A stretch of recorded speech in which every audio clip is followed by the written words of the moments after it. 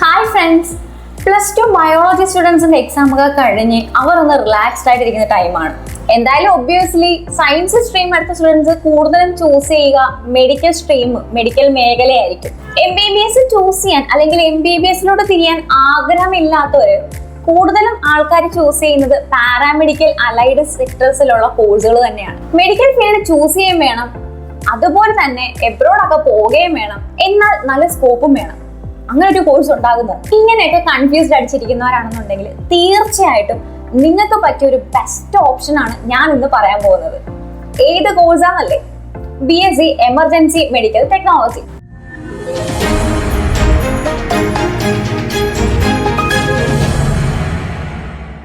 അധികം ആർക്കും ഈ കോഴ്സിനെ കുറിച്ച് അങ്ങോട്ട് അത്ര ധാരണയില്ലെന്ന് തോന്നുന്നു. കുറെ കാലം മുമ്പാണെന്നുണ്ടെങ്കിൽ ഈ കോഴ്സ് അധികം ആരും അങ്ങനെ ചോദിച്ചു പോലും ഞാൻ കേട്ടിട്ടില്ല. എന്ന് വെച്ചാല് വേറൊന്നും കൊണ്ടല്ല, ആർക്കും അങ്ങനെ ഈ ഒരു കോഴ്സിനെ കുറിച്ചിട്ടോ അല്ലെങ്കിൽ ഒരു ഫീൽഡിനെ കുറിച്ചോ അധികം അത്രയ്ക്ക് അങ്ങോട്ട് ഇമ്പോർട്ടൻസ് ഉള്ളതായിട്ട് അറിയത്തില്ല. പക്ഷേ ഈ ഒരു കാലഘട്ടത്ത് ഏറ്റവും കൂടുതൽ എൻക്വയറി അല്ലെങ്കിൽ ഏറ്റവും കൂടുതൽ ക്വസ്റ്റ്യൻസ് ഒക്കെ സ്റ്റുഡൻസിന്റെ ഭാഗത്തു നിന്ന് ഉണ്ടാകുന്ന ഒരു കോഴ്സ് തന്നെയാണ് ഈ ഒരു എമർജൻസി മെഡിസിൻ അല്ലെങ്കിൽ എമർജൻസി മെഡിക്കൽ കെയർ എന്ന് പറയുന്ന ഒരു ഫീൽഡ് എന്ന് പറയുന്നത്. പല പേരുകളിലായിട്ടായിരിക്കും നമ്മൾ ചുരുക്കം ചില ആൾക്കാർ ഈ ഒരു കോഴ്സിനെ അറിയപ്പെടുന്നത് അല്ലേ? Emergency medical technology, emergency medicine, accident and emergency care, accident and trauma care, emergency and trauma care.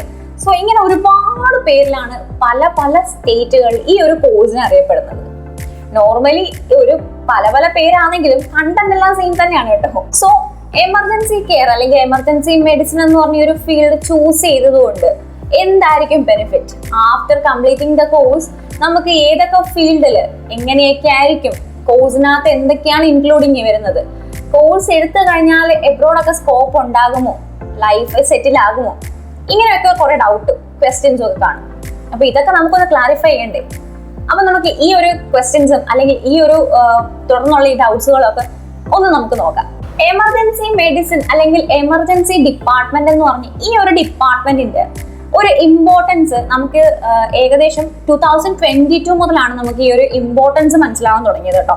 വേറൊന്നും കൊണ്ടല്ല, 2022 NMC national medical council of ഇന്ത്യയുടെ ഒരു അറിയിപ്പ് പ്രകാരമാണ്, അതായത് ഏറ്റവും ചെറിയ ഒരു ഹോസ്പിറ്റൽ മുതൽ മൾട്ടി സ്പെഷ്യാലിറ്റി അല്ലെങ്കിൽ അത്ര വലിയ ഹോസ്പിറ്റൽ വരെയുള്ള എല്ലാ ഹോസ്പിറ്റലുകളിലും എമർജൻസി ഡിപ്പാർട്ട്മെന്റ് എന്ന് പറഞ്ഞ ഒരു ഡിപ്പാർട്ട്മെന്റ് കമ്പൽസറി ആണ്. സോ അത് ഏതൊരു ചെറിയൊരു ക്ലിനിക്ക് മുതൽ വലിയ ഹോസ്പിറ്റൽസ്, നമുക്ക് നോർമലി അറിയാം വലിയ ഹോസ്പിറ്റൽ എന്തായാലും എമർജൻസി ഡിപ്പാർട്ട്മെന്റ് എന്ന് പറഞ്ഞൊരു ഫീൽഡ് കാണും.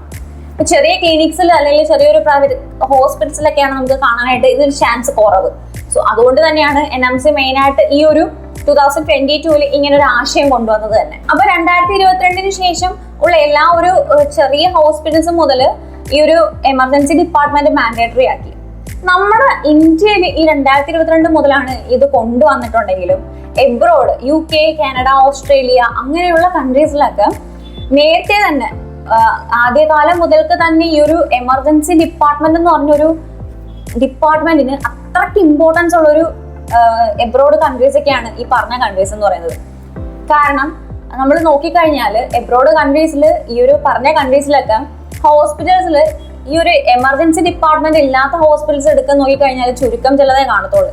ഇല്ലെന്ന് തന്നെ വേണമെങ്കിൽ നമുക്കത് പറയാനായിട്ട് സാധിക്കും. ഇനി എമർജൻസി മെഡിസിൻ ചൂസ് ചെയ്യുന്നതിന് മുമ്പ് 2 കാര്യങ്ങൾ ഞാൻ നിങ്ങൾക്ക് പറഞ്ഞുതരാം. എന്താണല്ലേ? ഒന്ന്, നല്ല വിൽ പവർ ഉള്ളവർ മാത്രം ഇത് ചൂസ് ചെയ്യാനായിട്ട് ശ്രദ്ധിക്കണം. കാര്യം എന്ന് വെച്ച് കഴിഞ്ഞാല് ആ ഒരു ഫീൽഡ് എമർജൻസി മെഡിസിൻ എന്ന് പറഞ്ഞൊരു ഫീൽഡ് നമ്മൾ എടുക്കുമ്പോഴത്തേക്ക് നമ്മൾ ഫേസ് ചെയ്യാൻ പോകുന്ന എന്തൊക്കെ തരം സിറ്റുവേഷൻസ് ആണ്, എന്തൊക്കെ തരം ഒരു മേഖലയിലൂടെയാണ് നമ്മൾ സഞ്ചരിക്കാൻ പോകുന്നത് നല്ല രീതിയിലുള്ള ബോധ്യം നമുക്ക് ഉണ്ടായാൽ മാത്രമേ ഈ ഒരു കോഴ്സ് എടുത്തുകൊണ്ട് നമുക്ക് എന്താ പറയുന്ന ആ ഒരു കോഴ്സിന് ശേഷം ഒരു പേഷ്യൻസിനെ ട്രീറ്റ് ചെയ്യാനായിട്ട് സാധിക്കത്തുള്ളൂ അല്ലേ?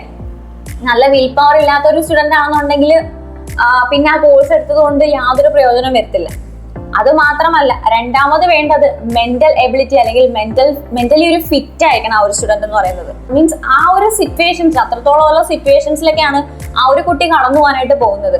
അപ്പൊ അതുകൊണ്ട് ആ ഒരു വിൽ പവർ മെന്റലി ഒരു ഫിറ്റ്നസ് ഒക്കെ ഉള്ള സ്റ്റുഡൻസ് മാത്രം ഈ ഒരു കോഴ്സ് ചൂസ് ചെയ്യാനായിട്ട് ശ്രദ്ധിക്കേണ്ടത്. എമർജൻസി മെഡിസിൻ എടുത്തവരുടെ എന്താണ് മെയിൻ ഡ്യൂട്ടീസ് എന്ന് പറയുന്നത് നമ്മൾ പലപ്പോഴും ചിന്തിച്ചിട്ടുണ്ടാവില്ലേ?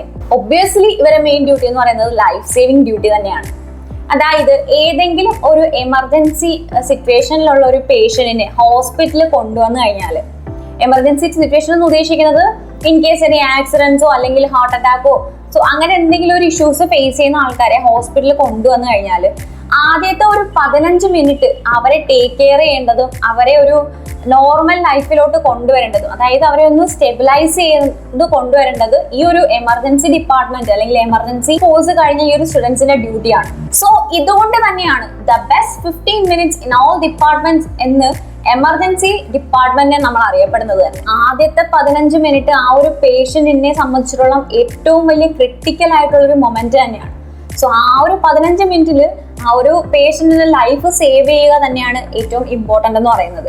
കെയർ കൊടുത്ത് ആ പേഷ്യന്റിനെ ഒന്ന് സ്റ്റെബിലൈസ് ചെയ്ത ശേഷം മാത്രമേ നമുക്ക് ഡോക്ടേഴ്സിന് ആ ഒരു പേഷ്യന്റിനെ ട്രീറ്റ് ചെയ്യാനായിട്ട് സാധിക്കത്തുള്ളൂ.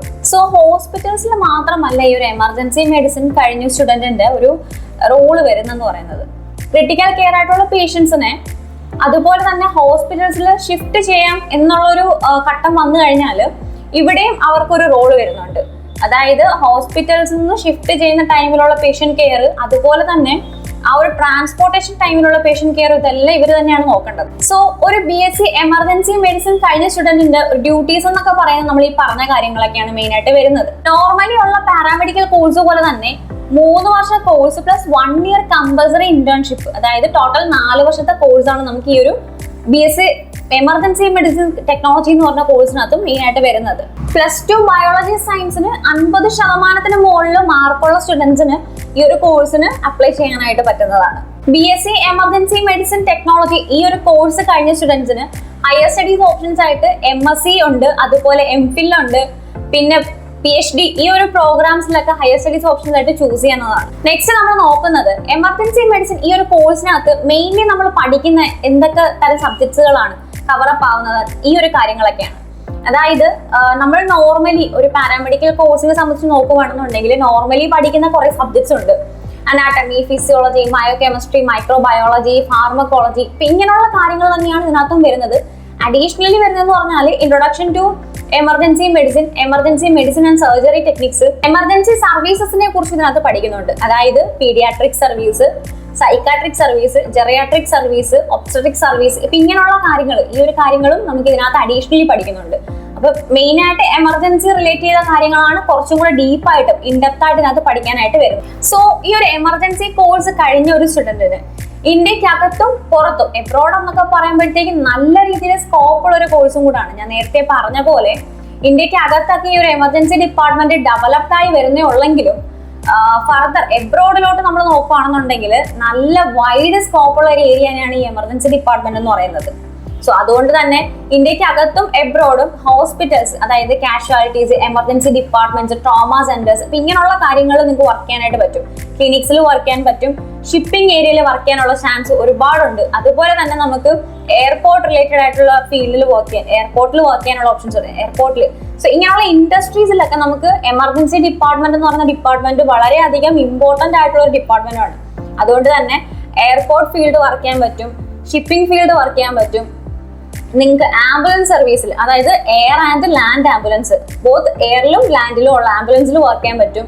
ഇങ്ങനെയുള്ള കുറേ ഫീൽഡ് ഓഫ് ഏരിയാസിൽ നിങ്ങൾക്ക് വർക്ക് ചെയ്യാനായിട്ട് പറ്റുന്നതാണ്. സോ ഇത് മാത്രമല്ല, ഡിസാസ്റ്റർ മാനേജ്മെന്റിന്റെ അണ്ടറിൽ വരുന്ന ഏരിയാസിൽ നിങ്ങൾക്ക് വർക്ക് ചെയ്യാനുള്ള ഓപ്ഷൻസും ഈ ഒരു കോഴ്സിന് ശേഷം അവൈലബിൾ ആയിട്ടുണ്ട്. ഈ ഒരു കോഴ്സിന് ശേഷം മെയിൻ ആയിട്ട് നിങ്ങൾക്ക് വർക്ക് ചെയ്യാൻ പറ്റുന്ന പൊസിഷൻസ് എന്ന് പറയുമ്പോൾ നോർമലി എമർജൻസി മെഡിസിൻ ടെക്നോളജിസ്റ്റ് അല്ലെങ്കിൽ ടെക്നീഷ്യൻ ആയിട്ട് വർക്ക് ചെയ്യാൻ പറ്റും. അതുപോലെ തന്നെ എമർജൻസി റൂം നേഴ്സസ് ആയിട്ട് വർക്ക് ചെയ്യാൻ പറ്റും, ക്രിട്ടിക്കൽ കെയർ നേഴ്സ് ആയിട്ട് വർക്ക് ചെയ്യാൻ പറ്റും, ട്രോമ നേഴ്സ് ആയിട്ട് വർക്ക് ചെയ്യാൻ പറ്റും, ട്രോമ കെയർ നേഴ്സ് ആയിട്ട് വർക്ക് ചെയ്യാൻ പറ്റും, എമർജൻസി മെഡിസിൻ ഫിസിഷ്യൻ ആയിട്ട് വർക്ക് ചെയ്യാൻ പറ്റും. അതുപോലെ തന്നെ നിങ്ങൾക്ക് പീഡിയാട്രിക്കിന്റെ തന്നെ എമർജൻസി മെഡിസിൻ ഫിസിഷ്യൻ ആയിട്ടും വർക്ക് ചെയ്യാനുള്ള ഓപ്ഷൻസ് ഉണ്ട്. സോ എമർജൻസി മെഡിസിൻ ഈ ഒരു കോഴ്സിനെ കുറിച്ചുള്ള എന്റെ ഡീറ്റെയിൽസ് ഇപ്പൊ ഞാൻ നിങ്ങൾക്ക് പറഞ്ഞു തന്നിട്ടുണ്ട്. അപ്പൊ ഇനി നമ്മൾ ഈ ഒരു കോഴ്സ് പഠിക്കാനായിട്ട് ആഗ്രഹിക്കുന്ന സ്റ്റുഡൻസ് ആണെന്നുണ്ടെങ്കിൽ നിങ്ങൾ കോഴ്സ് പഠിക്കാൻ ചൂസ് ചെയ്യുന്ന കോളേജിനെ കുറിച്ചുള്ള ഡീറ്റെയിൽസും അതിന്റെ ഇൻഫോർമേഷൻസും അതിന്റെ ക്ലാരിഫിക്കേഷൻസും നമുക്കൊന്ന് നോക്കാം. നോർമലി നിങ്ങൾക്ക് അറിയാവുന്ന പോലെ ഇൻസൈഡ് കേരള ഈ ഒരു കോഴ്സ് പഠിപ്പിക്കുന്ന കോളേജുകൾ വളരെ ചുരുക്കം മാത്രമാണ്. ചുരുക്കം മാത്രമെന്നല്ല, കോഴ്സ് പഠിക്കുന്ന കോളേജ് ഉണ്ടെങ്കിലും അത് നമുക്ക് കിട്ടാനായിട്ട് എണ്ണം കുറവായത് കൊണ്ട് തന്നെ ആ ഒരു കോളേജുകളിലൊക്കെ സീറ്റ് വേക്കൻസീസ് കിട്ടാനായിട്ട് വളരെ ചാൻസ് കുറവാണ്. LBSന്റെ അണ്ടറിൽ വരുന്നതുകൊണ്ട് തന്നെ മെറിറ്റിൽ കിട്ടണമെന്നുണ്ടെങ്കിൽ നല്ല രീതിയിൽ മാർക്ക് സ്കോർ ചെയ്തവർക്ക് മാത്രമേ അത് കിട്ടാൻ ചാൻസ് ഉള്ളൂ. ഇൻസൈഡ് കേരളയിലെ കോളേജസിന്റെ എണ്ണം കുറവാണെന്നും പറഞ്ഞ ആരും ടെൻഷൻ ആവണ്ട. നമുക്ക് ഔട്ട്സൈഡ് കേരള, തമിഴ്നാട്, കർണാടക പോലുള്ള സ്ഥലങ്ങളിൽ ഒരുപാട് കോളേജുകൾ ഈ ഒരു കോഴ്സ് പഠിപ്പിക്കുന്നുണ്ട്. ഇപ്പൊ നമ്മൾ നോക്കാനായിട്ട് ഈ ഒരു കോഴ്സ് നോക്കുന്നതിന് മുമ്പ് ഔട്ട്സൈഡ് കേരളയിലൊക്കെ കോളേജുകൾ നോക്കാൻ ആഗ്രഹിക്കുന്നവര് അറിഞ്ഞിരിക്കേണ്ട കുറച്ച് കാര്യം എന്ന് പറയുന്നത്, നമ്മൾ കോളേജ് സെലക്ട് ചെയ്യുന്നതിന് മുമ്പ് സ്റ്റേറ്റ് ഗവൺമെന്റ് അണ്ടറിലുള്ള അഫിലിയേറ്റ് ചെയ്തിരിക്കുന്ന കോളേജുകൾ മാത്രം ചൂസ് ചെയ്യാനായിട്ട് ശ്രദ്ധിക്കുക. അതായത് തമിഴ്നാടാണെന്നുണ്ടെങ്കിൽ ഡോക്ടർ MGR യൂണിവേഴ്സിറ്റി അണ്ടറിലുള്ള കോളേജ് സെലക്ട് ചെയ്യുക. കർണാടക നോക്കുന്നവരാണെന്നുണ്ടെങ്കിൽ രാജീവ് ഗാന്ധി യൂണിവേഴ്സിറ്റി അണ്ടറിൽ വരുന്ന കോളേജ് ചൂസ് ചെയ്യുക. അതുപോലെ രണ്ടാമത്തെ ഒരു കാര്യം എന്ന് പറയുന്നത്, ഈ ഒരു കോഴ്സ് എമർജൻസി മെഡിസിൻ എന്ന് പറഞ്ഞ ഒരു കോഴ്സിന് നോർമലി നമ്മൾ നേരത്തെ പറഞ്ഞ പോലെ 3 year course plus 1 year compulsory internship ആണ് വരുന്നത്. അപ്പം 1 ഇയർ നമ്മൾ പ്രാക്ടിക്കൽ, തിയറി മാത്രമല്ല പ്രാക്ടിക്കലിന് വളരെ ഇമ്പോർട്ടൻസ് കൊടുക്കുന്ന ഒരു കോഴ്സും കൂടാണ്. അപ്പൊ 1 ഇയർ നമ്മൾ ആ ഒരു ഇന്റേൺഷിപ്പ് നല്ല ഡീറ്റെയിൽഡ് ആയിട്ടും ഡീപ്ലിയും നമ്മൾ ചെയ്തില്ലെന്നുണ്ടെങ്കിൽ ഫർദർ നമുക്ക് നമ്മളുടെ ഒരു വർക്കിംഗ് ഒരു സ്റ്റേജിൽ എത്തുമ്പോഴത്തേക്ക് നമ്മളെ അഫക്ട് ചെയ്യും.